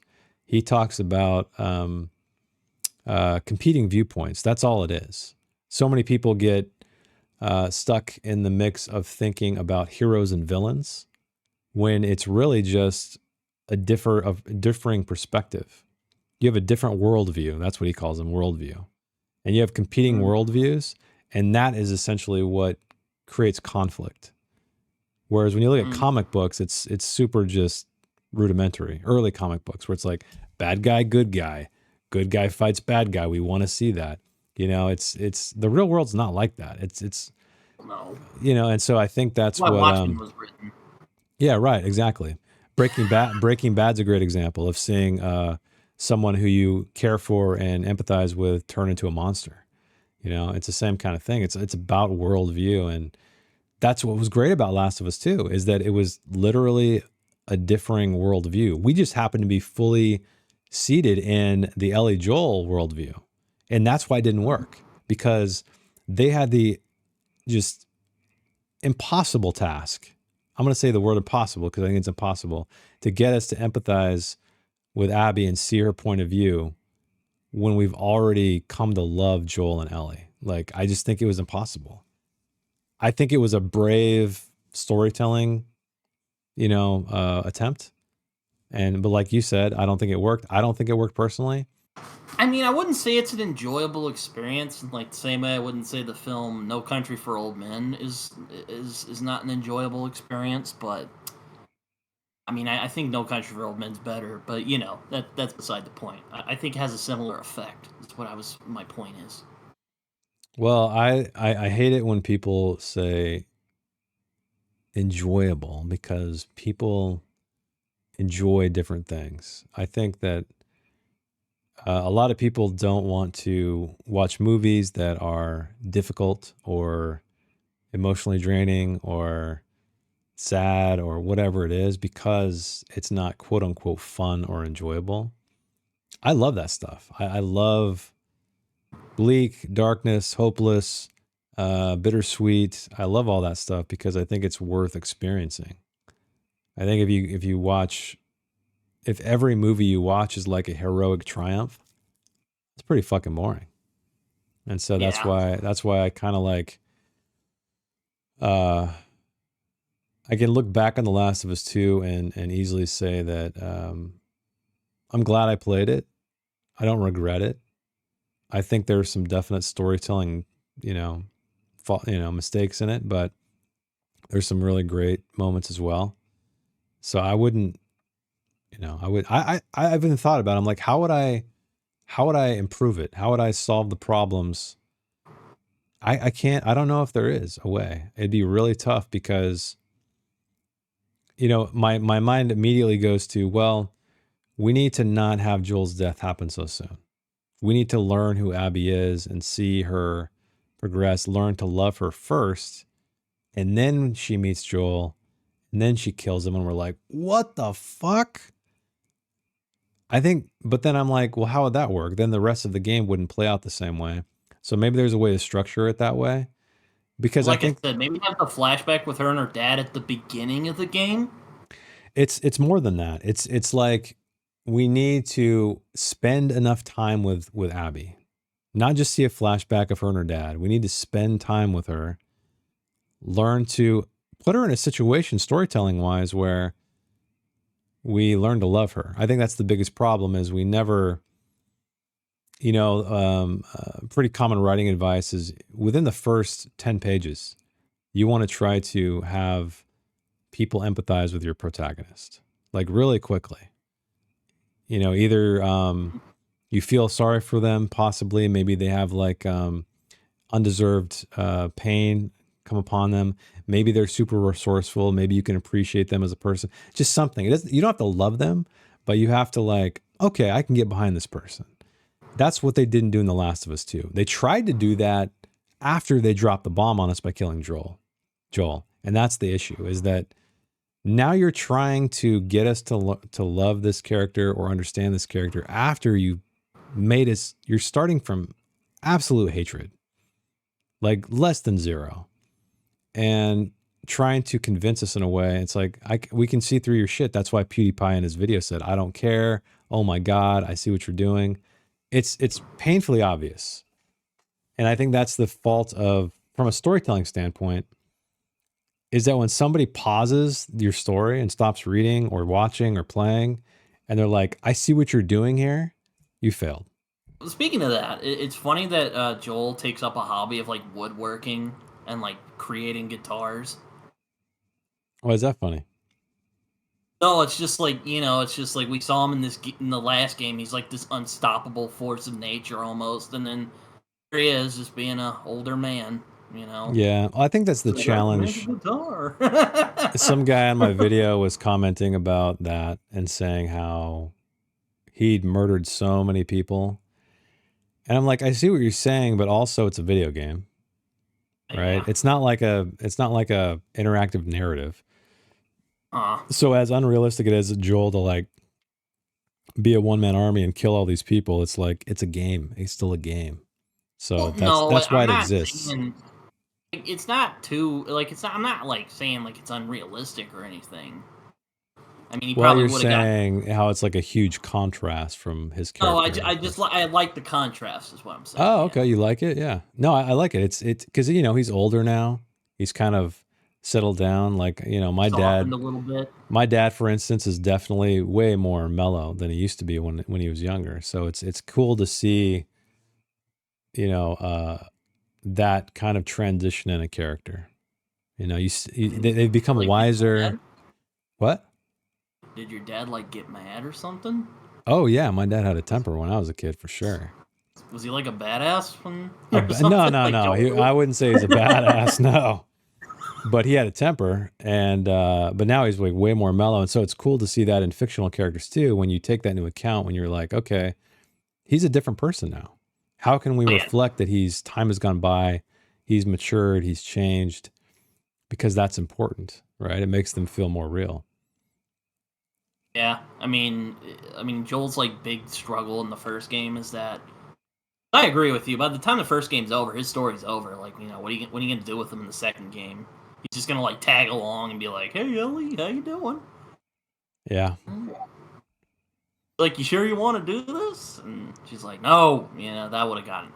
I mean, as much as I like, they could go to the grocery store and that would probably be entertaining, but I don't know if I'd want to see that for a whole game. Right. I If mean, that's that's why, and that's that's another too. reason why I think his death works is like it wasn't his story anymore. His story was the first game.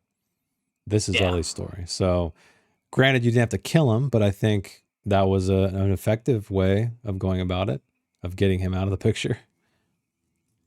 Yeah. I do like when they're like, "Yeah, is your name Joel Miller?" And I'm like, "Miller? The fuck?" My grandmother's maiden name. Oh, I thought you were thinking of beer. Oh, not the beer, but I'm just like, that's such. That was another thing that threw me. I'm like, he doesn't look like a Miller. I don't know what his last name was. Why did they add that? Yeah, that's such a tiny detail. I know, Yeah, but I it's have like, no idea. what? I know it threw me off when I first started playing, and I'm like, what? Miller? My grandma? Probably not. Well, I had an English teacher named Miller, so it's a very common Um, last name. yeah. It also makes me think of World at War, the Call of Duty game, because one of the playable characters is called Miller. But yeah, no, Joel is yeah, he's definitely like mellow, more like Tommy. Well, yeah, he's Or an older dude now. yeah, not quite in that survival mode anymore. How many years passed? I don't remember. Do you It remember? was like 5 years, Only maybe, since the 5? first game, something like that. Oh, I'll have to look it up. Something like that. I don't know. Ashley Johnson's in it. She's really good. But you were saying it's cathartic as Ellie. Going back to what we were talking about, the revenge stuff. 5 years, you're right. Um, like it felt kind of like she was kind of fucked up. Like, what the fuck did I do? Hey, maybe that's saying the game did something right because we're both coming away with different interpretations of it. But that's just what I got from it. She's like, she brutally murdered this chick, and now she's like, what the fuck did I just do? You know, I wasn't Yeah, expecting it she to be like that. realizes. Well, she realizes the cost of her actions at the end. She's accepted. It's kind of like the 5 stages of grief. It's like acceptance is the final one, and I feel like she accepted. You could argue, like you said, she accepted Joel's death. She said goodbye to him. She accepted the fact that her name's Dina, right? Who like Something like she that, lost yeah. Dina. She's got nothing, and she's just kind of leaves the guitar behind and walks out into who knows where. I mean, I think it could end there. I think If they made a Last of Us 3, what would you think it would look like? oh my god, I have no idea what it would be. I don't know Would you? because you have these two threads. You still have Abby and Ellie. Neither are dead, and there's no other characters I can think of that would make sense to bring into the fold, really. I don't know. It's tough because I think The Last of Us honestly was really Joel and Ellie. And when you split that up, it's really difficult to continue on and have the same weight. um I don't know. It's also Maybe. sad that Tommy became more of an asshole as time went by. It's Yeah, like I honestly one of the don't like really. nice, Yeah, I one don't of the like remember. nicest characters in the first game. It was just really sad to just see him this kind of pathetic mess by the end of the story.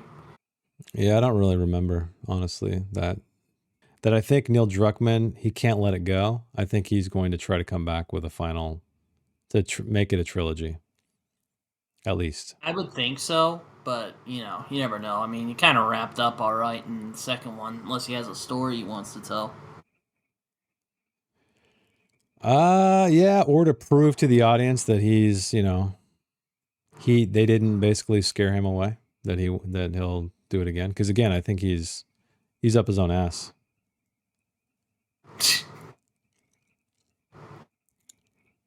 Yeah, you have a bit of a beef with Neil Druckmann. Well, because I hate it when people think they're the end all be all of storytelling and they can take no criticism. Because that's pretty much exactly how he. There's a famous video of him saying basically like "fuck off," to the fans, and it's like that's bullshit. That's absolute bullshit. Like I think that any criticisms are valid to your creative work, right? Listen to them, respect them, learn from them, move on. I think that's the most important thing. Neil Druckmann basically said, "Hey, if you don't like it, fuck you." That's what he said pretty much. And that's all I need to know about that guy. He's lost. He's lost? Yeah, he's up his own ass. He's never going to learn from his mistakes because he thinks he can do no wrong. He thinks he's like the best writer there is. And that's why I think he'll do a third one, because he's basically giving the middle finger to the audience and saying, you didn't stop me. Because I mean, I guess the one thing they could say is if he doesn't make a third one, the audience can say they won. They can say, we absolutely hated your last game you made. And we hated it so much that you're too afraid to make another one because you're too shitty of a writer. That's what I think. So that's why I think he'll try to do a third one. I'd be shocked if he doesn't, especially with the success of the TV show. Like, what's going to happen once they get past season 2? They're going to need to tell more stories. You think it's going to end there? Hell no. HBO is going to milk that like Disney's milking Star Wars. They're going to keep the story going till they basically run it into the mud and nobody cares. I don't know. I mean, where would you go unless you want to go like a Mad Max route? Where Ellie's just helping people. I don't know, man. That's what I mean. It's tough to know. I feel like it's an ending. I feel it's not the ending anybody wanted, but I think it's a valid ending, and I think he should end it there. Do I think he will? No. I would say, Neil Druckmann, baby, we need to talk. Like, you call him baby? I'm kidding when I say that, but it's if he wasn't, so if he released The Last of Us 2 and he heard all the backlash and he got on one of his interviews and was like, hey, I'm really sorry that, not everybody felt this game, that I broke some hearts, that you guys feel betrayed, but I really wanted to try some experimental storytelling.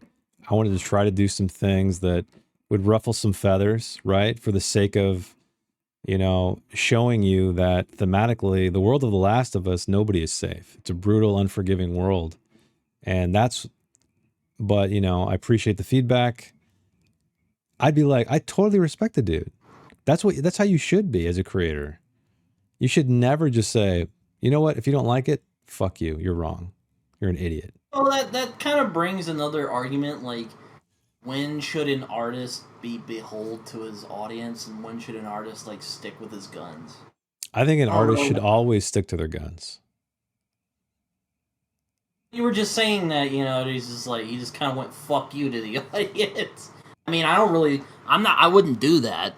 I know. No, I don't mean stick to your guns by telling your audience to fuck off. I mean, stick to your guns from a storytelling standpoint. Hopefully, Neil Druckmann never had any guns that were like, fuck his audience. I really hope that he was trying to create an emotional, memorable experience in the first one and the second one. Politics weren't involved.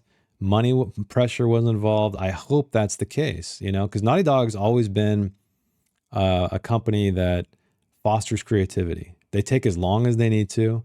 They've had such massive successes and garnered so much money that they are able to take the time to do things right. There's very few game companies out there that have that luxury. And so that's why, I would like... What? Telltale games? Yeah. But I would like to... play any other games? Yeah. But that's my point, is that sticking to his guns, I don't... He was he was too reactive in a negative way to his fan base, and I think that's the absolute last. Like, you're gonna literally tell everybody who made you what you are to fuck off? Are you kidding me? Like, dude, have some humility, man. I don't know. That's what I think. That's like when you brought me on to talk about my book, and you're like it doesn't bother me if people don't like it. Like, I Like I try said, I to didn't hate see. it. I just have No. complicated feelings about that book. I know, and that's fine. I honestly, I enjoy that, and that's why I said, look, this isn't for everybody. And if Neil Druckmann came on and said, this isn't for everybody, I'm sorry if I disappointed some of you guys.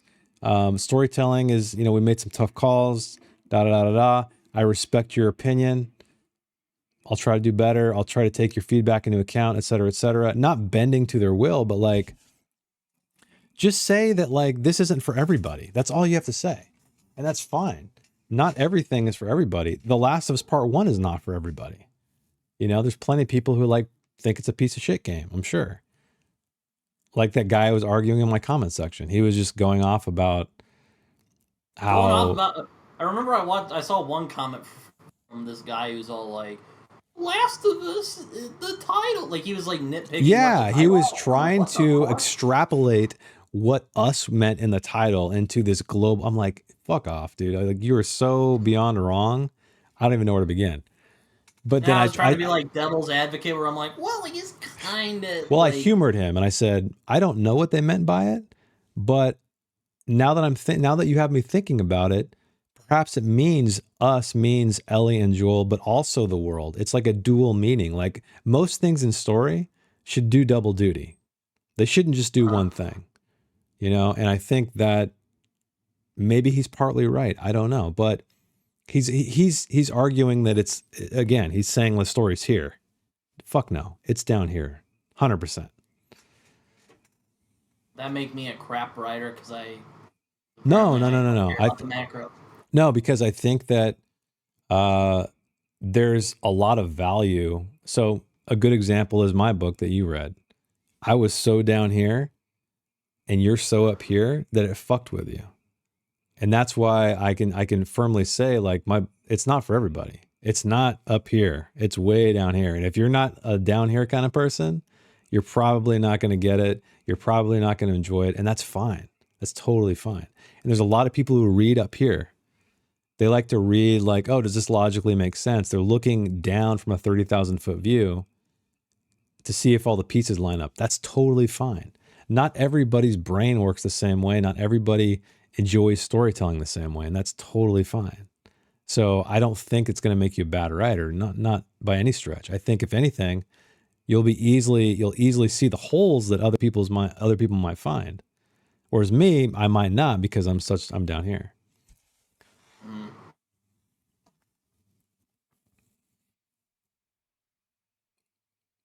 Like, for The Last of Us Part 2, I think it's respectable for what it tried to do, but again, I don't know if it did a good job of it, because I don't care as much for Abby as I do for Ellie. Well, of course you don't, because I think that story is... I dropped the ball there. It was done incorrectly. I don't think there's any way. Yes, I think there is a story somewhere where you could have had Abby kill Joel and it would have worked better. Like, in terms of you not absolutely hating Abby and then being forced to play her and have a miserable time playing this game. I think there's probably a way to do that somehow, but I don't know what it is. The only thing I can think of is push Joel's death farther out, but then, like, how you'd have to reconfigure the entire story, because you can't have like a game that's twice as long, But yeah, I think it was that was the biggest flaw with the game. I think it did too much at once. I think it could be wrong. Yeah, I mean, partially. Yeah, you're kind of when you read like a thick fantasy novel, 3 C's, like they're trying to do too much stuff at once, and you're like, there's so much stuff they're throwing at you. I don't know what the fuck is going on. Yeah, I've heard that's a criticism for like Garden of the Moon, for instance, which I know you're very familiar with. Oh God, yeah, I'm too familiar with that book. Sorry, I couldn't help myself. Um, like that, I have like, I think I'm like, Last of Us 2, like, it shouldn't be that hard. Okay, it would be pretty hard What do you because, mean? But what are you saying by what do you mean by hard?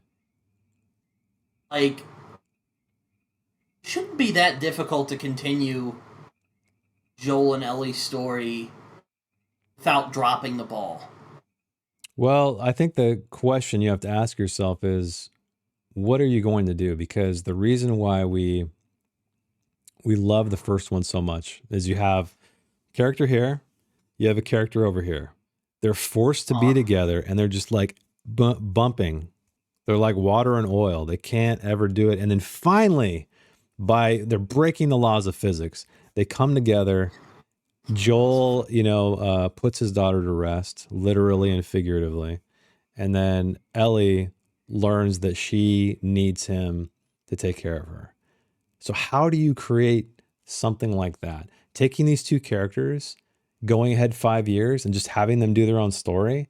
I don't know that that's even, I can't think of how that would be possible. I mean, I guess maybe you could not treat it as such a brutal revenge story. And maybe it's all about, you have to say goodbye to sometimes maybe Joel does die in the second one, but it's not the same way. But again, there's a lot of things I respect about the way they did Last of Us 2, in that it was jarring. It blew. I mean, there's videos of people tearing the disc up. I mean, it was like worlds colliding. So there is I have respect for that, to create that kind of, emotion from, it's fictional. It's all fiction. And people are spending $60 on a game and breaking it, physically throwing away that money.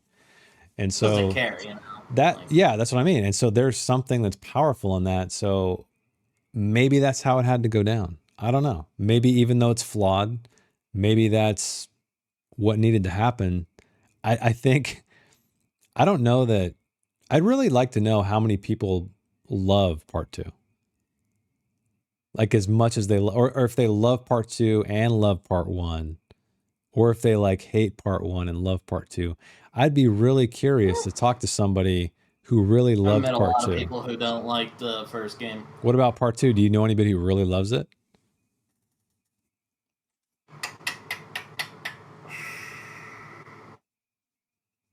No.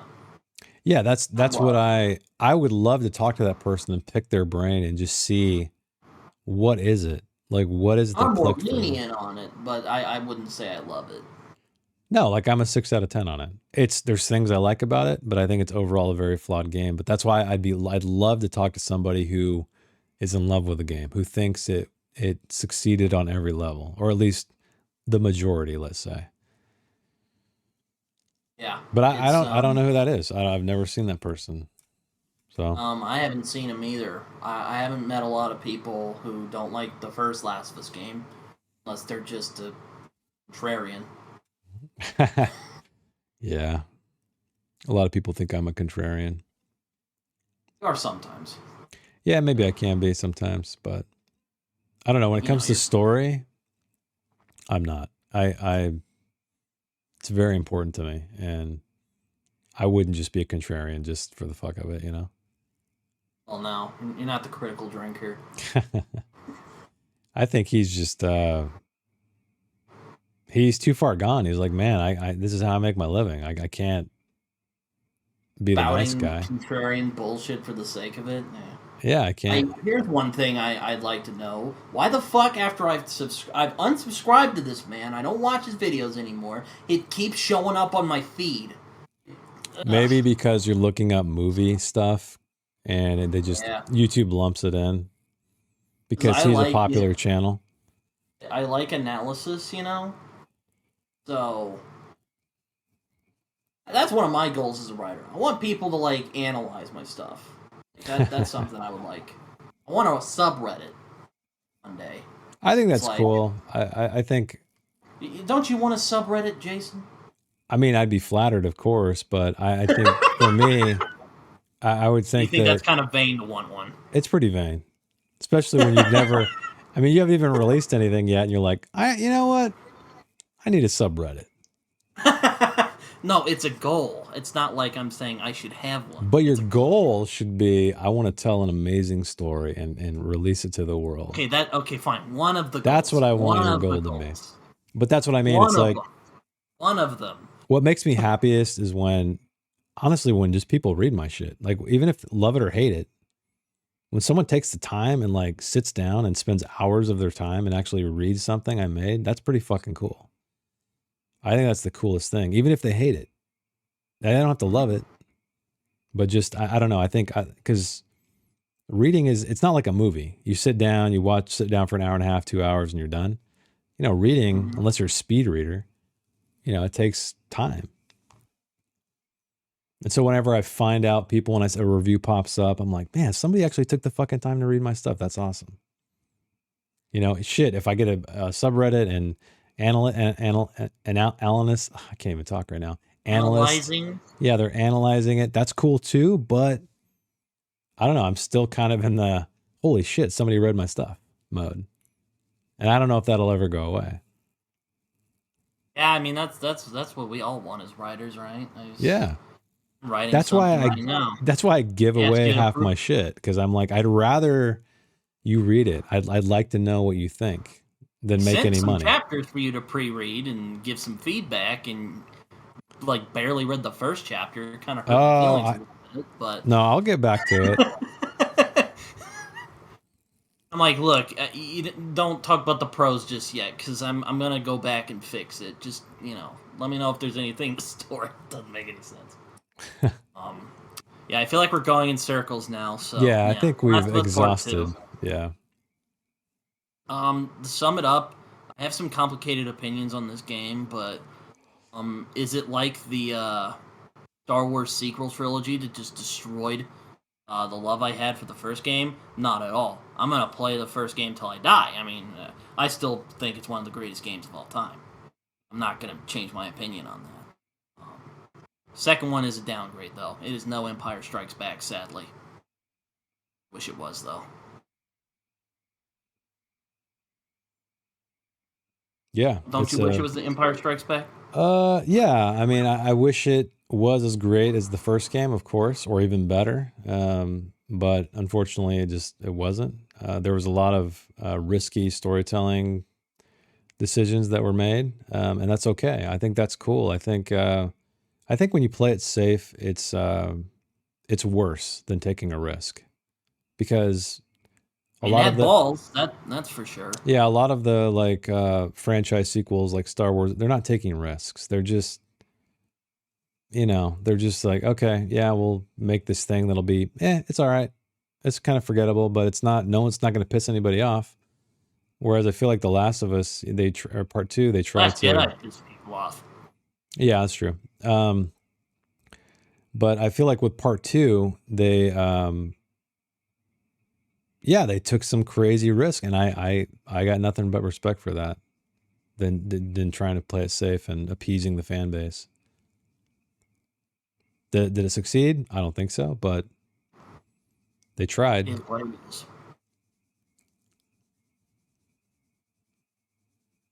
Yeah. So that's pretty much me. I know, it's like there's not as much meat to talk about as the first game, but because it's lacking. That's why. No. It's gonna go to my bed.